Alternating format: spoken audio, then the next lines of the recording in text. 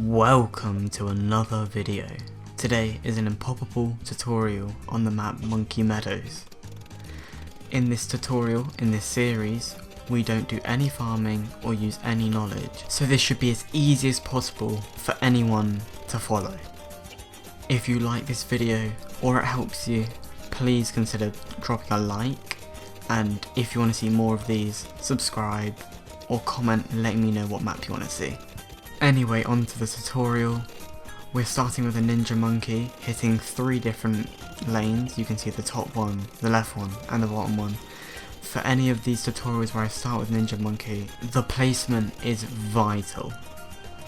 Moving on, we get up to double shot, so now it's time for the Alchemist. Alchemist buff with ninja is an amazing duo.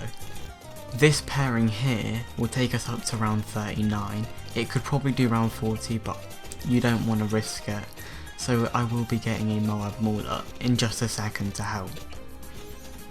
As you can see, I use Benjamin in these tutorials. I always use Benjamin, especially when I'm not farming in these tutorials. It's an amazing way to make money. He makes about 10k or so by round 60, which is a nice bit of money if you can't farm, and he does it all by himself. Anyway, moving on to the bomb shooter. This is going to have to be set on priority strong, so he always hits the ceramics or the leads that come, and make sure you have Moab Mauler by round 40. Here comes the super monkey. We're going to put it down the bottom. It doesn't really matter, but now it can hit the bottom loop, which is just an insurance policy. We have our super monkey get Dark Knight, cross path with plasma blasters. This is amazing at taking out mobs, which is really going to help, because getting later to the end with the DDTs and the mad, it's just going to be amazing.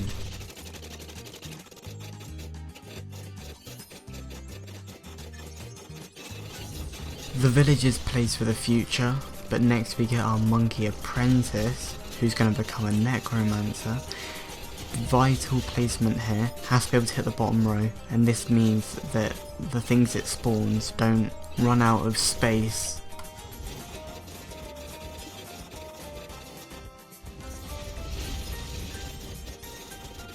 Again, reminding you to like and subscribe, and also I stream Tuesdays, Thursdays, Sundays between 6 and 8 PM British time GMT. Pop in the streams and say hi. I play with viewers, and it's a good time. That's all I can tell you. I think it's a good time. I wouldn't know, I don't watch it.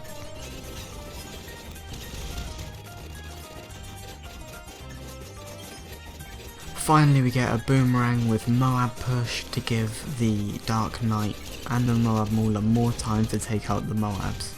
Plus, it does damage itself, so it's kind of a no-brainer.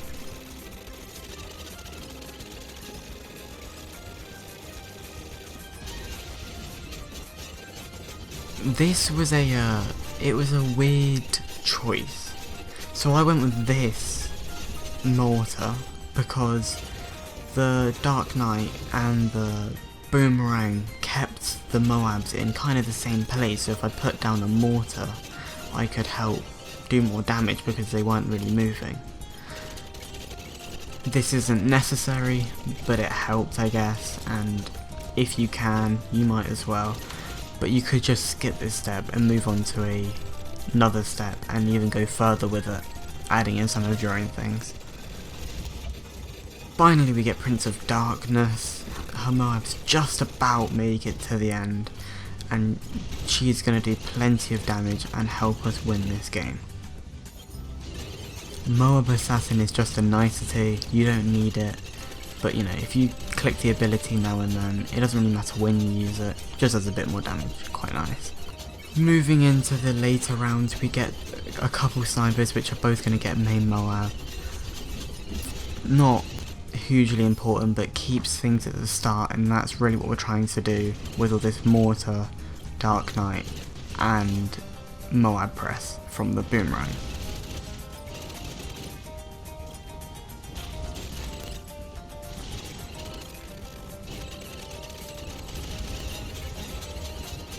Keeping in with the continuous theme of keeping stuff at the front, we get Moab glue, just to keep everything as slow as possible at the front so we can do the most damage.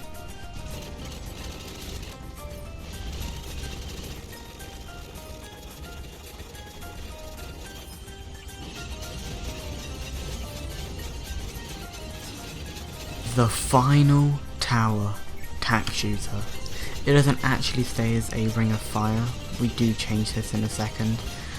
It does a lot of damage when it becomes Inferno Ring, but overdriving tack shooter will peter out any day, especially when it gets a buff.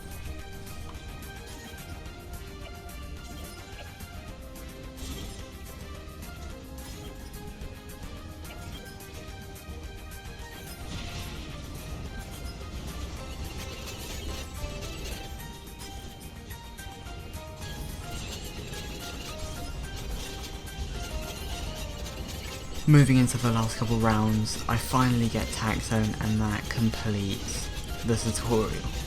We'll just watch the last few rounds come out and we can see nothing really makes it too far. They get to the Tack Zone and they take out a few of Necromancer's balloons, but it is fine. So that's going to be it for me. If you like this video, like, subscribe, check out my stream, check out other content, and I'll see you.